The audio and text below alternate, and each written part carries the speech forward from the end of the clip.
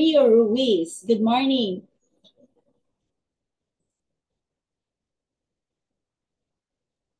Magandang umaga po sa ating lahat. Yan, malinaw po ang boses ko, Bert. Malakas. Okay po. Ayan. So, yan. So, start tayo. Okay. Ako na lang alam ito. Yan. So, ang topic natin ay, today ay napapanahon. Pero bago yan, mag-share muna ako ng aking story. So, teka, nawala. Napunta sa dulo. Sorry naman. Ayan. Ayan. So, ako po si Rio, yan. Ang background ko po ay isa po akong dentista. Yan, ginamit ko ang Herbalife Nutrition as a sports nutrition na po.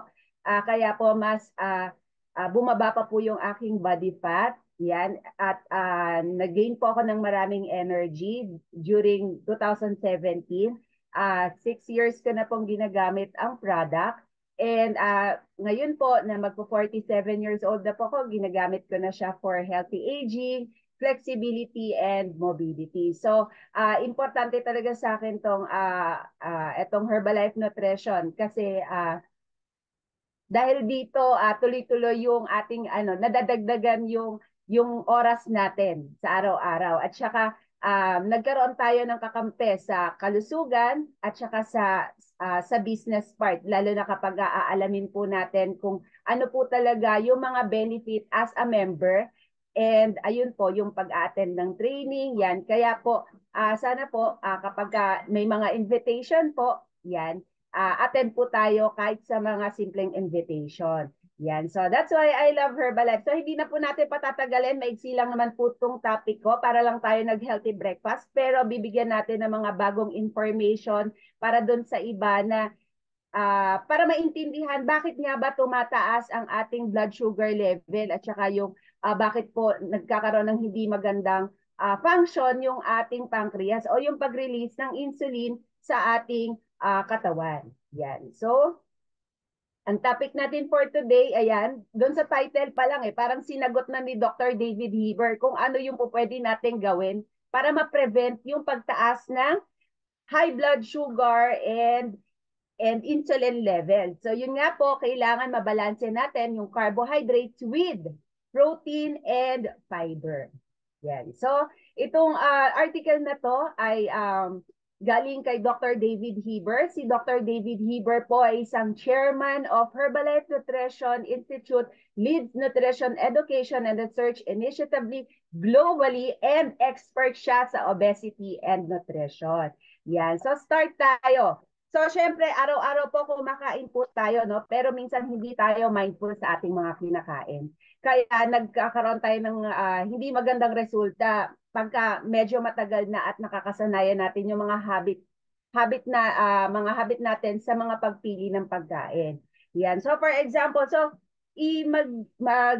di-discuss lang po ako ng kaunti tungkol po sa diabetes. So, paano ba tumataas ang ating blood sugar level at saka po yung sa insulin level. Yan po. So pagka kumain po tayo ng mga pagkain, yan, ang katawan po natin, pagka yung pagkain na ipasok na natin sa katawan natin, nagiging glucose na po yan. Nagiging sugar na po yan. At yun ay sumasama sa ating bloodstream. Yan. So kapag nasa loob na ng katawan natin ang sugar, yan, syempre pupunta siya sa ating stomach, sa ating tiyan, at sa likod ng ating tiyan may tinatawag na lapay o pancreas.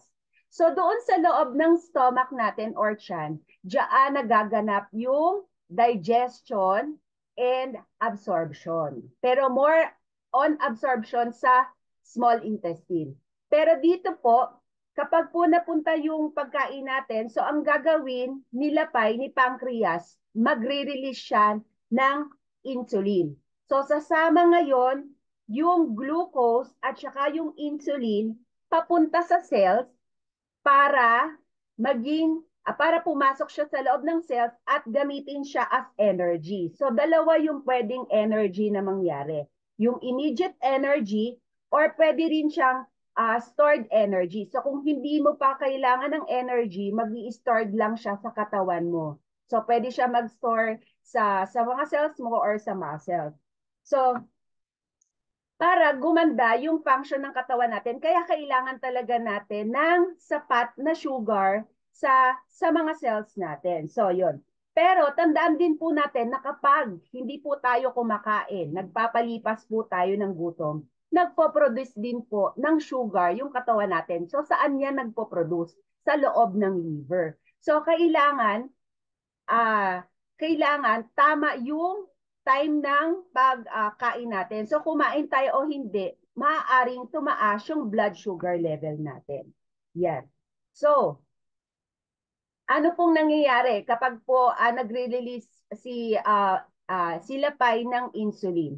So ang gagawin niya, kumbaga, si, si pancreas po, at yung mga insulin po, yun po ang nagre-regulate ng blood sugar level sa katawan natin para mapunta sa ating mga muscles para gawing energy. Ngayon, kapag sobra-sobra naman po yung sugar na nete-take natin, ano po siya, nagiging ano po siya, stored energy po siya. So pwede siyang tumambak sa fats mo or pwedeng mag-increase yung body weight mo. Yan. So, ito nakita na po natin kanina sa healthy breakfast. So, kapag po ang content ng ating kinakain ay mga pagkaing mabilis mag-convert sa sugar, ito pong red line na nakikita nyo, ang shape po niyan para po siyang roller coaster. So, yun po. Pero kapag po ang kinain mo ay mababa ang glycemic index or mababa ang blood sugar, nakikita nyo po yung line, hindi po gano'n nag-i-spike. So, once na yung almusal nyo po ay mataas ang blood sugar, meron din po kasing mga pagkain na hindi matamis, pero kapag na-absorb na-digest na sa tiyan, nagko-convert siya sa sugar. Kaya kailangan maging maingat tayo, magbasa tayo, alamin po natin kung ano yung mga klase na food na pwede nating kainin para hindi magkaroon ng spike or hindi maging roller coaster yung kinakain natin. So for example, kahapon, kumain ka, almusal mo, hindi mo pa kilala si Herbalife, so kumain ka ng tosilog. So mangyayari, sorry, yan, tataas ang blood sugar level. And then after 2 hours, magugutom ka na naman o wala pang 2 hours, magugutom ka na naman, magdadrop ulit ang blood sugar level mo. So ang choice na kinain mo for early snack is halo-halo. So kumain ka ngayon ng halo-halo, tumaas ulit ang blood sugar level mo. And then nag-drop agad siya after 2 hours. And then kumain ka ng tanghalian, ng kanin, ng adobo. And then after 2 hours, tumaas na naman, roller coaster, nag-spike na naman ang sugar mo, then bumaba na naman, kumain ka ng snack ng turon, at tapos may coke pa. And then pagdating ng dinner, kumain ka ulit ng kanin, gulay, and then yon. So, makikita po natin dito sa chart na to, yung roller coaster effect ng kinakain mo sa blood sugar level mo. Sa ganitong sitwasyon, parang nalilito na yung katawan natin, hindi na kinakaya ng pancreas na makapag-produce ng insulin para mapababa yung blood sugar level. So kapag ganyan po, ano pong nangyayari sa sitwasyon po? Mas madalas po tayong magutom.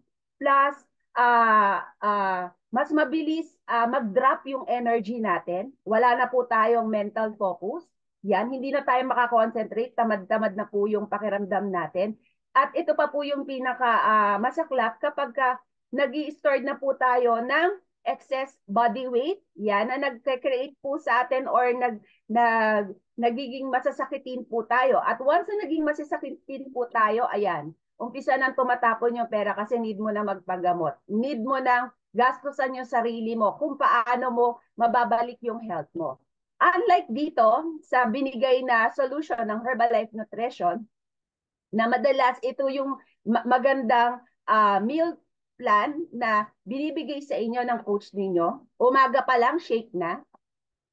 And then, bibigyan ka niya ng snack kung egg ang ibibigay niya sa'yo. And then, lunch mo, medyo trim down na yung rice. More on fiber and protein.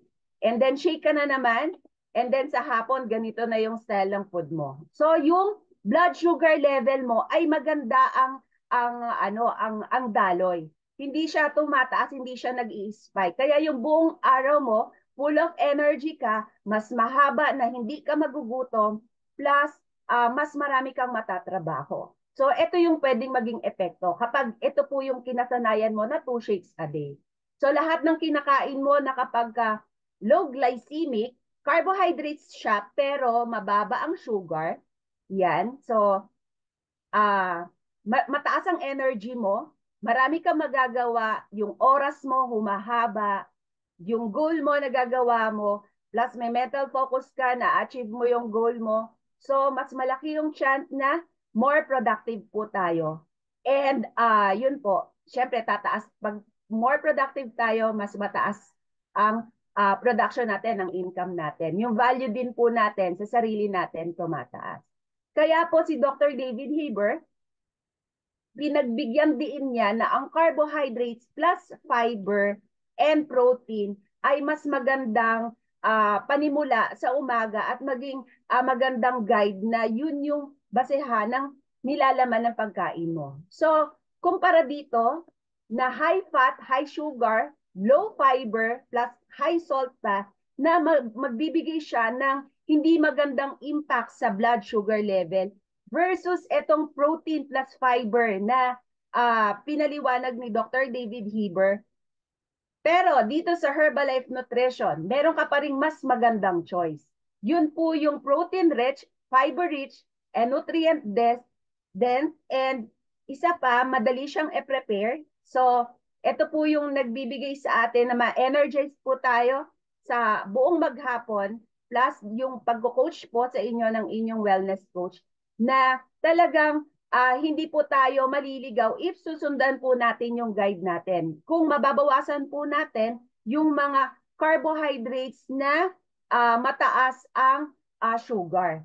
Yan. So, idadagdag ko rin po dito na kapag po na mataas ang protein, mataas ang fiber, ano po bang nangyayari? Napapabagal niya yung pagtaas ng asukal sa dugo versus itong carbs na nasa kaliwa natin. So dito sa high protein and high fiber, mas stable yung sugar natin. Bukod doon, mas mahaba yung time na magugutom tayo. Nakokontrol yung gana natin sa pagkain and nai-speed yung ating metabolism, napapataas niya. Bakit? Kapag ang pagkain natin ay mataas ang protina, mataas ang fiber, preferably yung soluble fiber, may thermogenic effect ito sa katawan natin na kaya niyang mag-burn ng extra calories and fat sa katawan natin.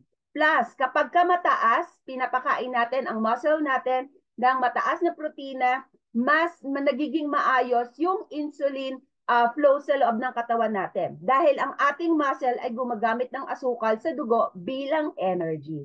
Yan. So sa ating Herbalife Nutrition, meron po tayong mga product line na pwedeng pagkunan ng protein and fiber. So ito po yung nutritional shake at yung personalized protein powder plus at itong fiber and herb. Kung hindi ka pala kain ng gulay, ito po lulunukin mo lang.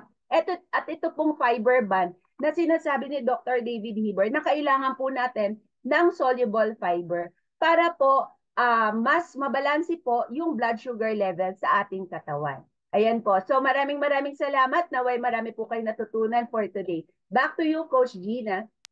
Yan. So thank you so much. Mas lalong detailed po ang pag-explain ng ating blood sugar effect.